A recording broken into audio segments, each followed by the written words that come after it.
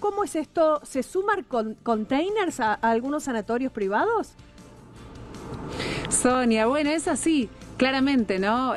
Las instituciones públicas y privadas han tenido que readaptarse en esta segunda ola de pandemia para atender a los pacientes con la infraestructura que requiere y que otros pacientes no corran riesgo tampoco, para aceitar los tiempos de espera en testeos, en hisopado. Vas a ver que a mis espaldas está, por un lado, el contenedor, este container donde se atiende a los pacientes que tienen COVID, y a su vez está la guardia, donde normalmente llegan todos los pacientes con distintas patologías. Pero para conocer un poquito más, le vamos a preguntar a la directora médica del Sanatorio Británico, la doctora Mariel Martín. Bueno, Mariel, ¿cómo funcionan estos containers que ustedes fueron pioneros en colocarlo, pero que ya muchas otras instituciones privadas comienzan a adoptarlos también?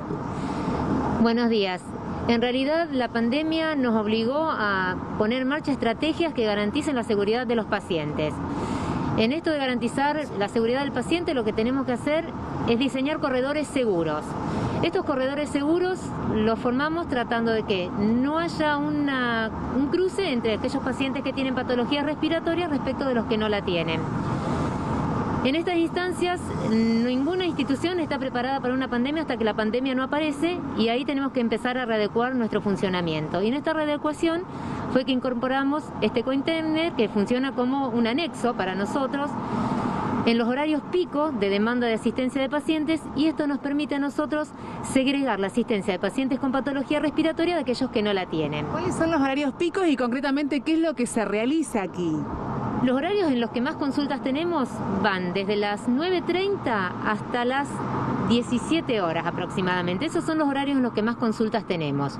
Dentro de estos consultorios lo que podemos hacer es asistencia clínica del paciente y toma de muestras de hisopado, lo que descomprime mucho el trabajo de la guardia. Pese a que ha bajado el número de contagios, y esto es positivo, ustedes siguen recibiendo mucha gente que llega para hacerse un hisopado porque tiene dudas o porque tiene algún síntoma. Exacto, hay todavía mucha gente que consulta, si bien las consultas en esta última semana han tenido una disminución respecto de la semana anterior. ¿Cuántas son?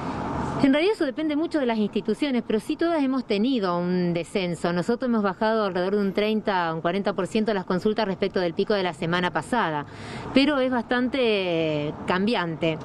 Respecto de las consultas, ¿por qué vienen a hisoparse los pacientes? Los que vienen por la guardia vienen a realizarse hisopados porque han tenido algún síntoma o un contacto estrecho y tienen algún tipo de duda. También están aquellos pacientes que se realizan hisopados porque tienen algún tipo de viaje o se lo exigen por alguna cuestión laboral, y esos no se realizan acá.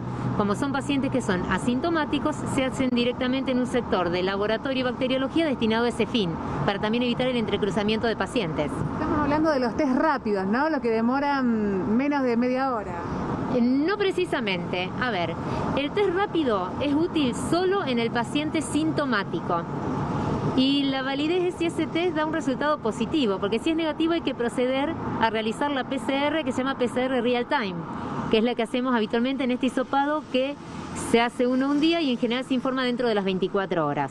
Bien, todo eso entonces tiene un corredor seguro. Fíjate qué interesante, porque hasta si un paciente ingresa con algún tipo de problema respiratorio, ya hay diseñado dentro del sanatorio un corredor especial para que pueda llegar a las áreas críticas sin cruzarse con otras personas que a lo mejor están por otras patologías, por otras razones y podrían correr algún riesgo, ¿no? Realmente muy interesante, Sonia, como se ha diagramado este esquema. Esta segunda ola los agarró mucho más preparado que la primera. Te hago una consultita para que traslades, porque a veces uno puede estar en casa cursando el coronavirus y no sabe muy bien qué es lo que tiene que hacer. ¿Recomienda la doctora ir a hacerse alguna placa de pulmones o análisis de sangre cuando uno está en casa con COVID? ¿O tiene que ser que uno se siente muy mal? Digo, como para atajarlo de entrada y no terminar después internado 4 días después. Bien, bueno, me pregunta pertinentemente la conductora Sonia Marchesi, ¿qué pasa si uno está cursando COVID? Si corresponde hacerse una placa, si corresponde hacerse un análisis de sangre, o conviene postergar esto para no colapsar las instituciones. ¿Qué recomiendan? ¿Hay metodología preventiva?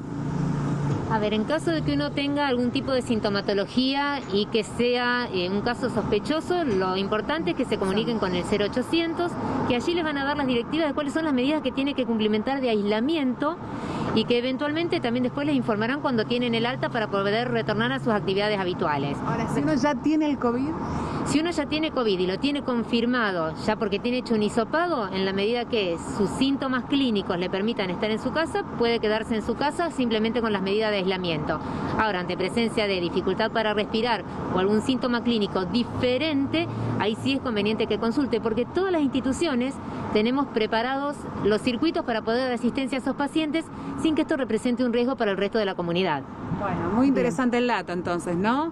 Están preparadas las instituciones para recibir a pacientes con COVID que no se sientan del todo bien. Ante la primera desmejoría es importante la consulta. Ahí está. Bueno, ante la duda, acercarse y consultar y hacerse alguna placa o algo para que después, bueno, nos quedamos tranquilos y terminamos de cursar en casa.